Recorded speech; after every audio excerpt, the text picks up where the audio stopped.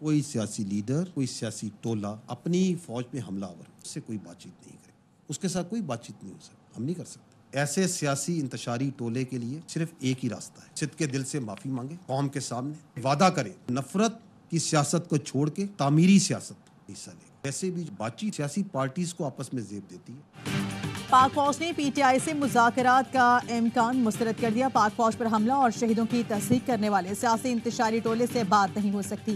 DGISPR ने वाज़ेह कर दिया, कहा बातचीत सियासी जमातों में जेब देती हैं, फौज को नहीं। 9 मई के मुकदमा फौजी पाकिस्तान का नहीं, आवाम का है। 9 मई वालों को आइन के मुताबिक सजा देना पड़ेगी। सजा न दी गई तो अदालती निज़ाम से एतमाद उठ जाएगा। किसी की जान, माल, इज्जत और आबरू महफूज नहीं रहेगी। एक ही रास्ता है, इंतशारी टोला सच्चे दिल से माफी मांगे, नफरत छोड़कर तामीरी सियासत करे। जुडिशल कमीशन का मुतालबा करके कन्फ्यूजन पैदा की जा रही है।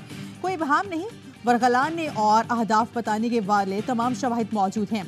जुडिशल कमीशन बनाना है तो वाज़े की तह तक जाना चाहिए। 2014 धरने के मुहर्रिकात भी देखे जाएंगे। 9 मई की असल हकीकत यह है कि सियासी टोला शय लेते लेते यहाँ तक पहुँचा कि अपने ही दारों पर हमला कर दिया। फौज ने तो अपना खुद एहतसाबी अमल तेजी से मुकम्मल कर लिया था।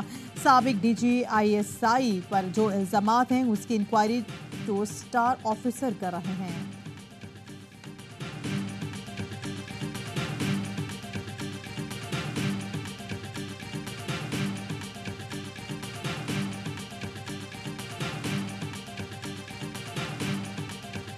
बयानिया बनाया जा रहा है 8 फरवरी में 9 मई गायब हो गया, गुम हो गया। 8 फरवरी को टर्नआउट वो तकरीबन 47%, तकरीबन 6.5 करोड़ जो वोटर्स थे उस दिन उन्होंने वोट कास्ट। उसमें से ये जो मखसूस सियासी पार्टी, उस पार्टी को पड़े 18.5 मिलियन, कुल का बनता है 31, तो 69-70% जो वोट पड़ा वो तो उस बयानिया को नहीं पड़ा। मखसूस जमात को वोट 9 मई के हक में नहीं था। तर्जुमान पाक फौज ने कहा 8 फरवरी के इलेक्शन के बाद मुल्क के 93% आबादी इस बयानी के साथ नहीं खड़ी। KP की आबादी पाकिस्तान की कुल आबादी के 7.5% है। 6.5 करोड़ लोगों ने वोट कास्ट किया। कुल रजिस्टर्ड वोटों का सिर्फ 31% एक मखसूस पार्टी को मिला। मजमूई आबादी के सिर्फ 8% से मखसूस पार्टी को वोट दिया। अगर आप ये कहते हो हमने इलेक्शन में मुदाखलत की है तो सबूत लाएं। कुछ सियासी हल्के सोशल मीडिया पर इदारों को इल्जामात लगाते हैं, सबूत मांगने जाएं तो मजीद इल्जाम लगाते हैं। इजहार राय की आज़ादी की आड़ में मुल्की साल में दाव पर लगाने की इजाज़त नहीं दे सकते। आइन इदारों के खिलाफ प्रोपेगेंडे की इजाज़त नहीं देता। सुबह शाम इल्जाम तराशियों पर मुत्तफिक को कानून साजी करनी चाहिए। बोले किसी को कोई अड्डे दिए गए ना दिए जाएंगे। एक सवाल पर कहा 6 जजेस का मामला अदालत में है, सिर्फ इतना कहूँगा बगैर सबूत इल्जाम लगाना दुरुस्त नहीं। बहामल नगर वाक़े के फौरी बाद सिक्योरिटी और पुलिस अफसरान ने इस मामले को हल किया।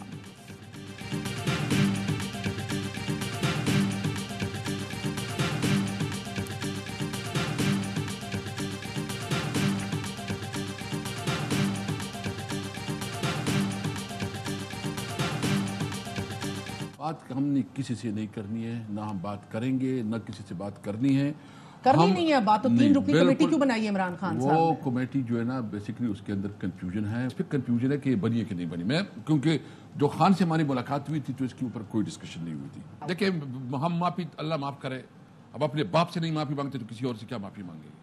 DGISPR के बयान के बाद PTI का बड़ा शूटन, हम किसी से मुज़ाकरात नहीं चाहते। कंफ्यूज है कि कमेटी बनी भी है या नहीं। मानिए PTI से मुलाकात हुई तो उन्होंने कमेटी का कोई जिक्र नहीं किया था।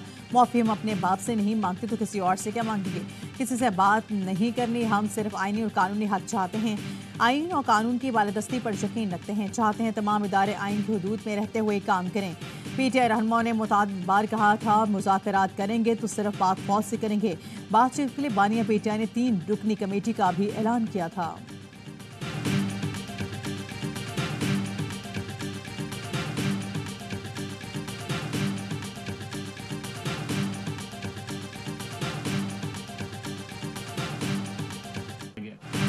नौ मई को एक शख्स ने इक़्तिदार के हुसूल के लिए अपने गिरोह के साथ वतन अजीज के असास पर हमला किया। वज़ीर दिफा ख्वाजा आसिफ का वीडियो बयान।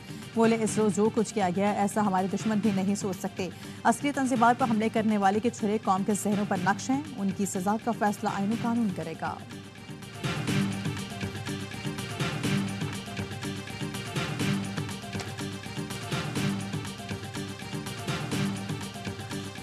पाकिस्तान समेत दुनिया में कहीं भी हर कैदी की हिफाजत देखना चाहते हैं। हर शख्स बुनियादी इंसानी हुकूक और कानून के तहत तहफ़्फ़ुज़ का हकदार है।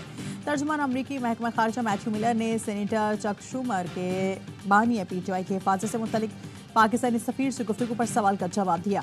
अमरीकी सफ़ीर डॉन ब्लूम और उमर अयूब की मुलाकात के सवाल पर मैथ्यू मिलर ने कहा, अपोजिशन रहनुमाओं से मुलाकात में दो तरफा ताल्लुकात, मुआशी इस्लाहात, इंसानी हुकूक और इलाकाई सलामती बर्बाद हुई। पाकिस्तान में इंतखाबात और किसी जमात से मुतल्लिक कोई पोजीशन नहीं रखते।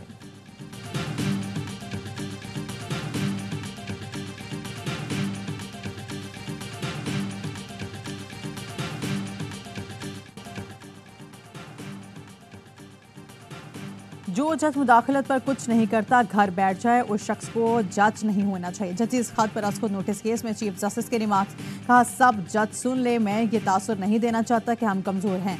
हमारे पास वो ताकत है जो किसी के पास नहीं। किसी भी जज को सिर्फ सुप्रीम जुडिशल काउंसिल ही हटा सकती है। जस्टिस अतर मिनल्ला ने कहा, हमें अदलिया में मुदाखलत तस्लीम करनी चाहिए। चीफ जस्टिस ने कहा, इस दलील से इतफाक नहीं करता। पाकिस्तान बार काउंसिल के नुमाइंदों ने कहा, जजिस ने खत में इंतहाई संगीन इल्जामात लगाए हैं। सुप्रीम कोर्ट जजिस पर मुश्तमिल जुडिशल कमीशन बनाए। चीफ जस्टिस ने पूछा, क्या आप चाहते हैं तफ्तीश हो और क्रिमिनल लॉ के तहत कार्रवाई हो? हमें देखना है किस तरह मामले को डील करना है। सबका हदफ और मकसद आज़ाद अदलिया है। तनकीद और झूठ में बहुत फ़र्क होता है। कमिश्नर रावलपिंडी ने झूठ बोला जिसको सारे मीडिया ने दिखाया।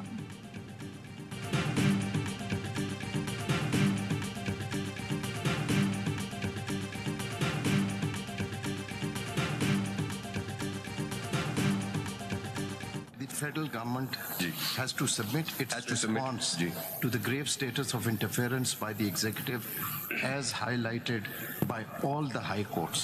This is the most serious and grave undermining of the independence of judiciary, which cannot be trivialized. The federal government controls the intelligence agencies, and it is for the federal government to explain its position before this court.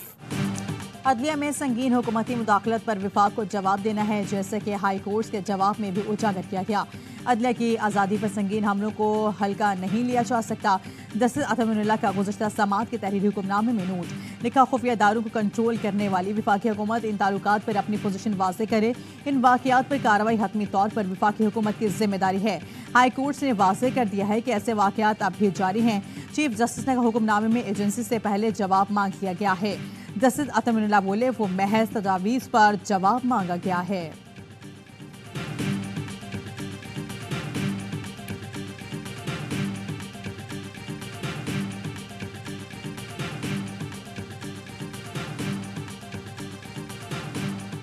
Saudi अरब का एक delegation आया था, वो head थे delegation के। आप लोगों की जो तारीफ़ की और ख़ास तौर पर उन्होंने कहा कि वज़रा वहाँ पर न सिर्फ मुकम्मल तौर पर मौजूद थे, वो हर कदम पर गाइड कर रहे थे, सुपरवाइज कर रहे थे।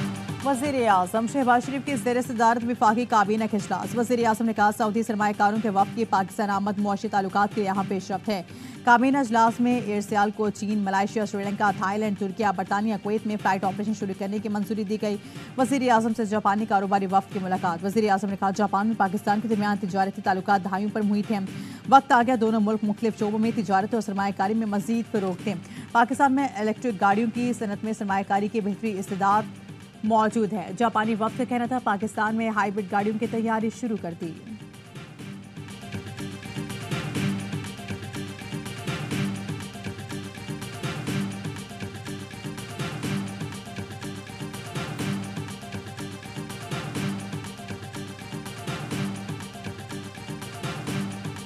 किसी लीडर को टास्क दिया कि दोस्ती करवाए, कोई ऐसा टास्क नहीं है।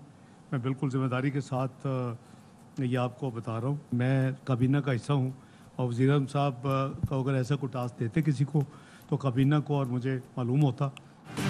भारत से दोस्ती कराने का टास्क किसी शख्सियत को नहीं दिया गया। कोई टास्क दिया जाएगा तो काबीना फैसला करेगी। नायब वज़ीर आज़म इसाक डार की प्रेस कॉन्फ्रेंस का उम्मीद है मई में सऊदी वली अहद पाकिस्तान आएंगे। सऊदी वली अहद ने रमज़ान में दौरे पाकिस्तान की यकीन दहानी कराई थी। तारीखों का फैसला होते ही ऐलान कर दिया जाएगा। बोले, ECC के किसी इजलास में गंदम दरामद की इजाज़त नहीं दी। 9 अगस्त तक दौरान सदारत ECC में कोई मंजूरी नहीं दी।